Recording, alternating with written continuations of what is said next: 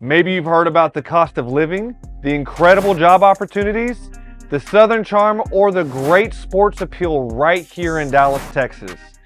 Regardless, if you are considering a move to Dallas, there are many things to consider. So in this video today, I'm going to take you through a few of the pros and cons about living in Dallas, Texas. My name is Mike Harrison, local Dallas-Fort Worth Realtor. I've helped many clients relocate to and around Dallas-Fort Worth. And so if you stay until the end, I'll share with you something surprising you may not know about this area. I'd love to share the juicy details at first, so let's go ahead and dive into the pros about Dallas, Texas. All right, so for pro number one, we're gonna go with the obvious, and that's going to be career opportunities. If you haven't heard by now, Dallas has an incredibly strong job market. Whether you're an entrepreneur, somebody that's looking to build a career in corporate America, or just getting started in the workforce, Dallas is a great city to be in to navigate your career.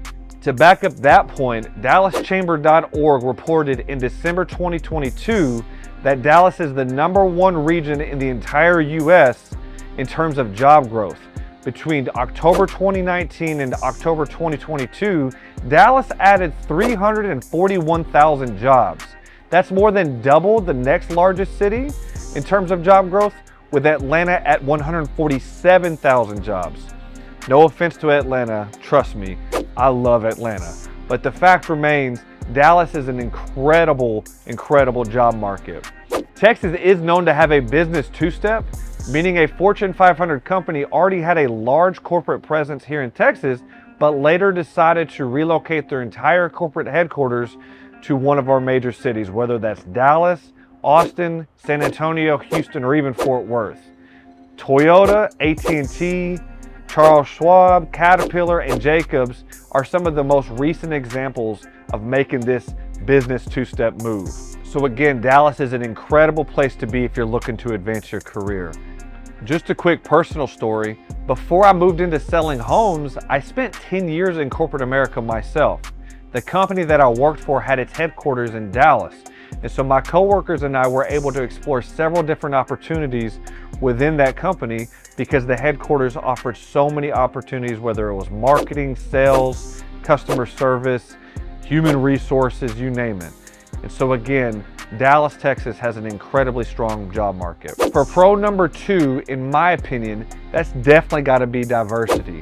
Contrary to what some people may believe, Texas is actually a melting pot of cultures, and many people from all walks of life have decided to make Dallas their home. You'll interact with many different ethnic groups, whether you're at a Cowboys game, a Mavericks game, or even going out to eat at some local restaurant. Go to downtown Dallas, go to Deep Ellum, go to West End, go to any Dallas suburb, and you're likely going to see Tex-Mex restaurants, Italian restaurants, Nigerian restaurants, Asian restaurants, you name it. Dallas has many diverse restaurants and local businesses to choose from. So again, without question, pro number two is going to be diversity. For pro number three, I'm going with local attractions, or you can even call it local entertainment. Whether it's checking out my favorite Cowboy, Micah Parsons, at the Dallas Cowboys games, Luka at the Mavericks games, taking a look at the Texas Rangers, or even going to Six Flags, there are plenty of things to do in Dallas and the surrounding suburbs. We're actually one of only 4 cities in the entire country that has a pro football team, pro basketball team, pro hockey team, and pro baseball team. So there are plenty of local sporting events to check out. Our love for sports here could also be a con, because I swear, as diehard Cowboy fans, after we win one stinking game, we think we're winning the Super Bowl.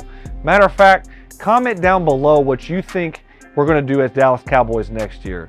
Whether it's positive or negative, just go ahead and leave your opinion. A couple more attractions that Dallas has to offer is going to be the State Fair and our great concert scene. My wife and I go to 10 to 15 concerts every year here in Dallas.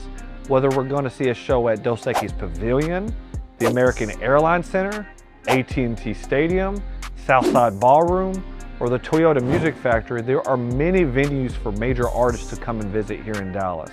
Just in Dallas alone, I've seen everybody from Drake to Incubus to Garth Brooks to Stone Temple Pilots to Kenny Chesney to Candlebox to Alanis Morissette, with my wife, of course. Can't believe I just admitted that.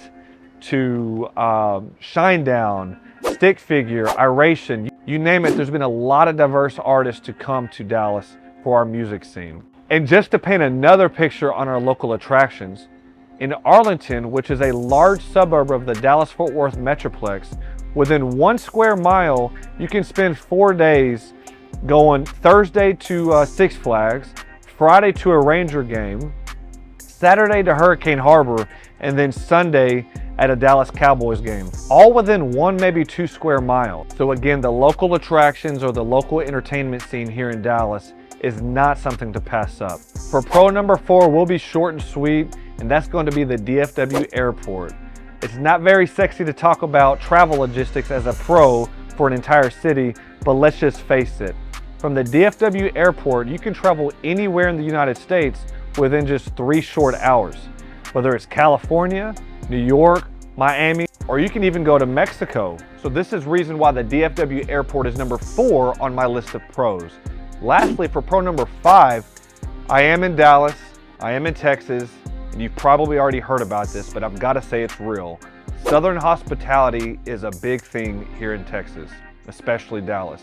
People are going to open the door for you, they're going to look you in the eye, shake your hand, yes sir, no sir, yes ma'am, no ma'am, please, thank you.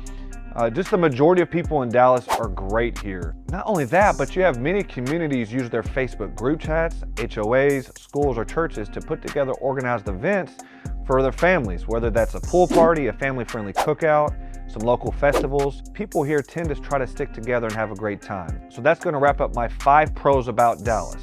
So I definitely wouldn't feel comfortable if any of my clients relocated to Dallas without knowing what to expect.